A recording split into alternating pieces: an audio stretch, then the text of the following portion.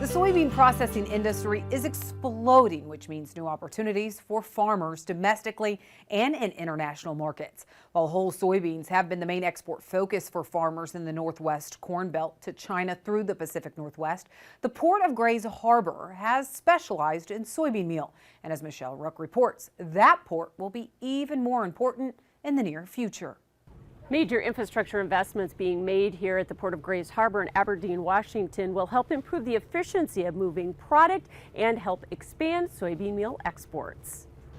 Additional export markets are needed for U.S. meal as it will soon become a byproduct of soybean processing as new plants come online to meet the growing demand for soybean oil for use in renewable fuels. We're looking at roughly a 30% expansion, maybe a shade higher than that, in crushing capacity within the United States. That is, we've not had a wave of expansion like this, of this magnitude, I think, at any point. That's also driving the current expansion and investment at the Port of Grays Harbor with soy processor AGP. AGP's worked on a new ship loader and dump buildings. We're making enhancements to the dock by adding fender systems and a new stormwater system to ensure that the stormwater runoff is not going to harm any of our fish in our environment here. The port has also invested in dredging and the third addition to the rail line since 2000.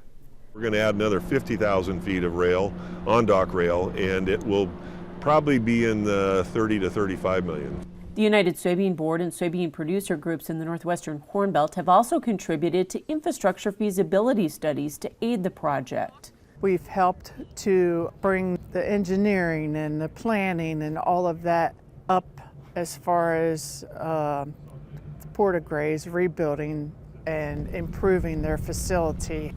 And that will greatly enhance port capacity and ramp up exports of meal to Southeast Asian customers. It'll basically double it. It'll go from 2.5 to 3 million to probably 6+ million on an annual basis. Having a channel for an additional 3 million tons is absolutely critical for ensuring that we have connectivity between our production and supply side of the market and our buyers overseas.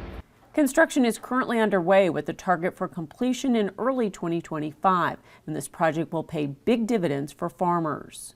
As we have increased economies of scale for export and improved infrastructure for bringing soy to elevators and soy meal from the elevator to the port, investment towards that all means dollars back in farmers' pockets. When you have more efficient transportation, you don't have the same hit that you take on basis.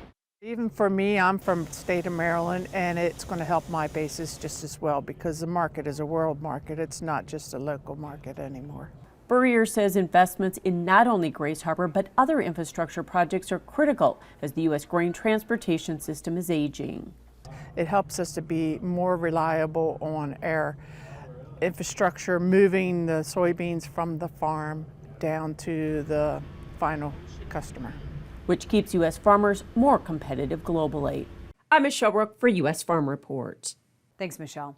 Well, there's no doubt it is cold. So how would you like to have cows calving in it? Well, we're heading to the coldest part of the country next.